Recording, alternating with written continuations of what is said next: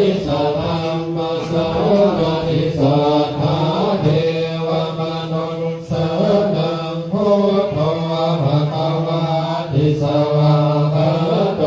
ภควตาธัมโมสันติติโตกามิโตอิปัสสิโตโอ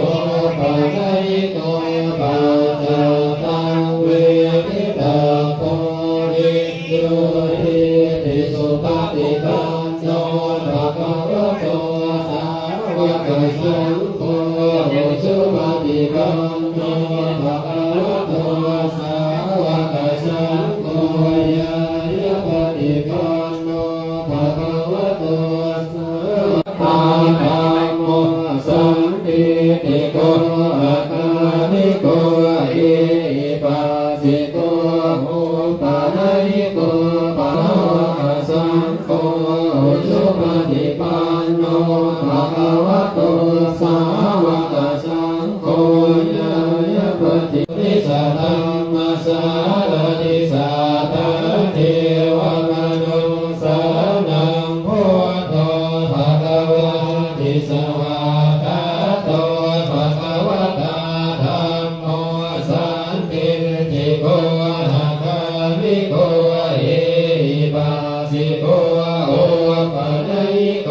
ปัจจตังเวทิตังโพวิญโยทิติสุปฏิปันโนภะคะวะโตสาวกสังโฆสุปฏิปันโนภะคะวะโต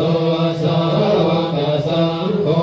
ยายะปฏิปันโนปันโนภะคะวะโตสาวกสังโฆสามีติปฏิปันโนภะคะวะโตสาวกสังโฆยะติโยมอย่าไปคิดว่าบุญที่ตัวเองเนี่ยทำน้อยอย่างบางคนเนี่ยทองเท่าเศษเม็ดงาเนี่ยมันจะไม่มีประโยชน์ไม่ใช่อาตมาได้พิจารณาแล้วโยมที่ไม่มีจตุปัจจัยแม้มากเนี่ยอาตมาก็เลยคิดว่าให้ญาติโยมทุกคนเนี่ยอย่างน้อยที่สุดแผ่นทองคำเปลว 96.5% เนี่ยก็ให้ทุกคนได้ทำบุญแผ่นละ20 บาทซึ่งตอนนี้ในตลาดมันขาย15 บาทแต่ว่าทองที่เอามาติดที่วัดเนี่ยเป็นทองเขาเรียกทองกิมซัวก็มันอาจจะถึง20 บาทในวันข้างหน้าก็เลยเอา20 บาท5 แผ่นก็100โยมใครมี20 บาทก็ทำได้โดยการไปบูชาทองเนี่ยร่วมหล่อพระพุทโธก็ได้บุญเหมือนกันตั้งใจให้ดีว่าบุญ